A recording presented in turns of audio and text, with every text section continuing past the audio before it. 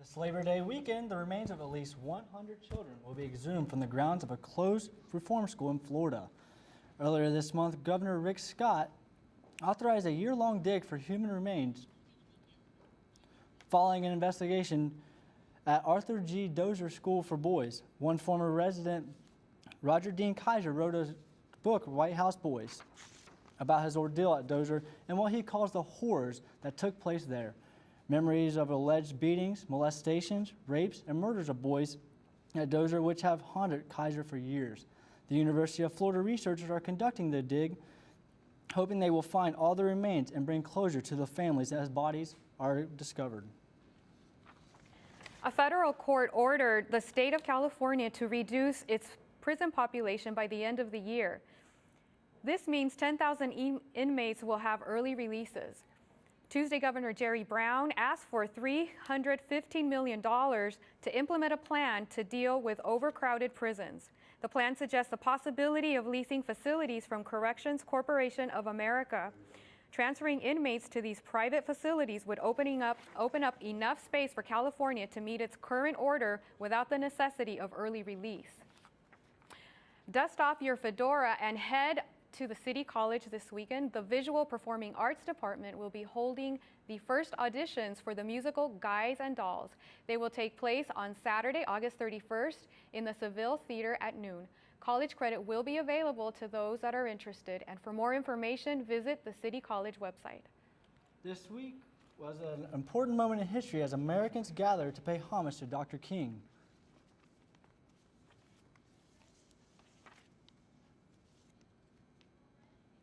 And so, as we mark this anniversary,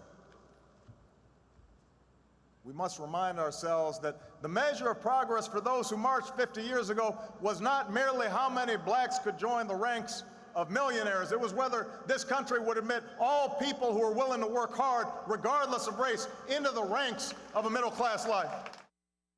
More than 100,000 people marched on Washington to celebrate the 50th anniversary of Dr. King's I Have a Dream speech. Former Presidents Bill Clinton and Jimmy Carter were also in attendance, along with other senators and congressmen. Many of the speeches talked about the ongoing fight for equality, from gay rights to health care. Despite healthy issues, Valerie Harper will soon be dancing the night away, and a new cast member is being added to the upcoming Avengers sequel. Natay Holmes is here with all the entertainment news. Thank you, Joe. Thank you, Maria-Elena. That is right. But first, we want to get to some not so good news about one of America's favorite reality television stars. It's been a few bad days for reality star and NBA player Lamar Odom. Khloe Kardashian's husband was arrested and charged with a DUI in Los Angeles earlier this morning. California Highway Patrol tried to pull him over for going too slow on the freeway. He had signs of intoxication and was unable to perform a field sobriety test. He was arrested and booked. There, he refused all chemical tests. Bail was set at $15,000, and according to TMZ, Odom has been battling a series of drug-related problems. And 3 pharmaceutical companies are gearing up to sue a famous Los Angeles boutique. The boutique Kitson is now selling shirts highlighted with popular prescription drugs names like Xanax, Vicodin, and Adderall, popular prescription drugs that are widely abused. Reps for all 3 companies are taking legal action against the boutique in order to get the shirts off the store shelves. They are calling it, quote, a trademark infringement lawsuit. A rep for Adderall says these products should not be sold and they are used to glorify the misuse of drugs. And there's some big news for the Avengers fans. Marvel has announced that 3-time Emmy winner James Spader will be joining the cast of the next Avengers movie. Spader will be playing Ultron, a not-so-good robot in the sequel. Titled The Avengers: The Age of Ultron, the original Avengers film from 2012 earned $1.5 billion, making it the 3rd highest grossing film of all time. The release date for the upcoming film is set for May 1st, 2015. And British boy band One Direction is taking the music world by storm. But now you can get an all-access look at the life of the young stars. A new documentary called One Direction, This Is It showcases the life of the band while on the road and at home. One Direction is the first British band to have their first 2 albums debuted at #1 in the U.S. The film was directed by Morgan Spurlock. One Direction, This Is Us is now in theaters and is rated PG. And actress Valerie Harper is beating the odds of terminal cancer and dancing the night away. According to TMZ, the 70-year-old actress will join the cast of ABC's Dancing with the Stars. You may recognize Harper for her best role as Rhoda in The Mary Tyler Moore Show. The Emmy Award-winning actress revealed to the world in March she is suffering from terminal brain cancer. Doctors gave her until June to live, but she has far surpassed that. ABC reps spoke out saying they will not comment on casting rumors. And singer and fashion mogul Jessica Simpson is showcasing her new bundle of joy to the world. 2-month-old Ace Newt Johnson made his debut on the cover of US Weekly. This is the second child Simpson shares with her fiancé Eric Johnson. On Simpson's left, as you can see, her daughter Maxwell is only 15 months old. On the subject if any more kids could be in the near future, Simpson responded by saying she and Johnson are happy with their family and have no plans for more. Congratulations to them both.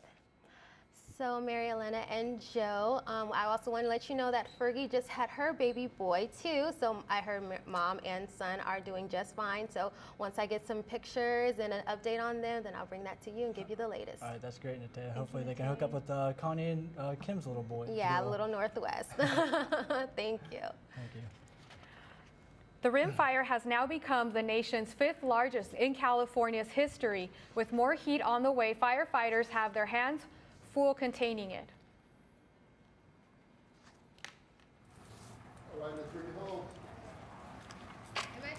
Excuse me. Well, hello. Do you know anything about hotspots? You know, if you angle yourself 45 degrees to the north, your computer's Wi-Fi card will extrapolate the router signal more efficiently.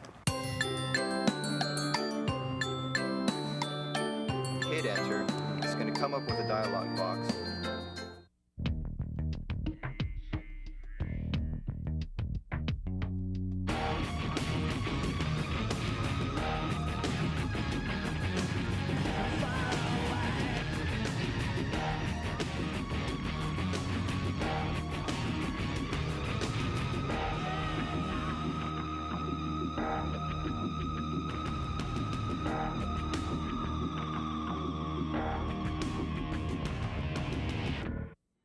Wildfires are still burning out of control near Yosemite National Park. The Rim Fire, located near San Francisco, has consumed nearly 200,000 acres and has cost more than $400 million in damage. The fire is near the Hetchy Reservoir that serves 2.6 million people in the San Francisco Bay Area. As of Wednesday evening, the fire was at 32% contained, and the cause of the fire is still unknown. The Rim Fire is still burning, and so is the heat. Joining us now is Briley Oaks to give us our weekend Labor Day forecast. Hey guys, so the past week we've been feeling some hot temperatures, and that's going to cool down over the Labor Day weekend. I'm going to get to that in a little bit, but first I want to take a look at our current temperatures right now at Lindbergh Field. Right now at the airport, it's about 73 degrees and the humidity is at 70%. The winds are coming from the south at 2 miles per hour, and the surf is 1 to 3 feet west facing. The ocean is a little chilly right now at 65 degrees, and the sunrise we saw at 6:22 this morning. Sunset is going to be at 7:15 this evening.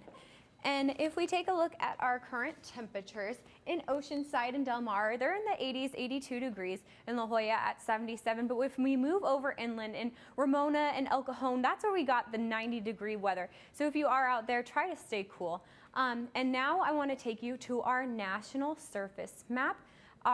Along the east coast, we have a front moving out over the Atlantic Ocean. That's caused from high pressure and low pressure meeting. That means that along the east coast, they're going to get some thunderstorms and some rain overnight. A little bit different for us. We are cooling down along the west coast. We have a high pressure system right along the San Diego area, and what that's going to do is that's going to take out that humidity that we've been seeing this past week. And then if we take a closer look at our national map, our high temperatures along the west coast, we had the 70s and 80s, but along the center of the country, in like Texas and Dallas, it hit over 100 degrees. In the east coast, the upper 80s and 90s.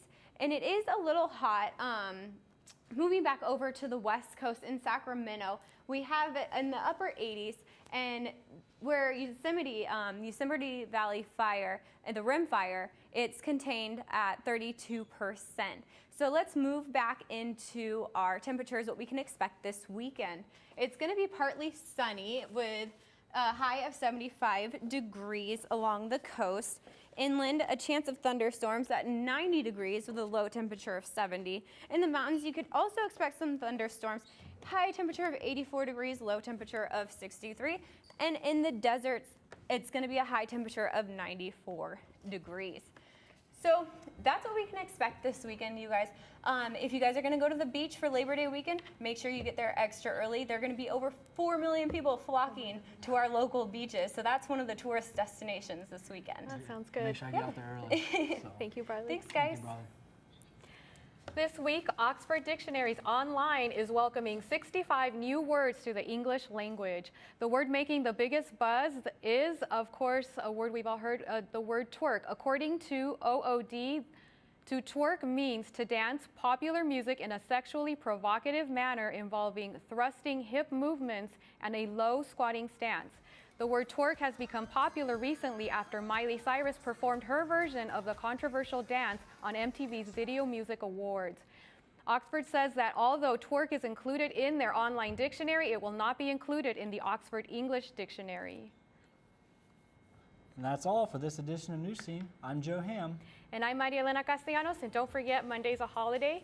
That's it for us tonight. Enjoy your Thank you weekend. for joining us.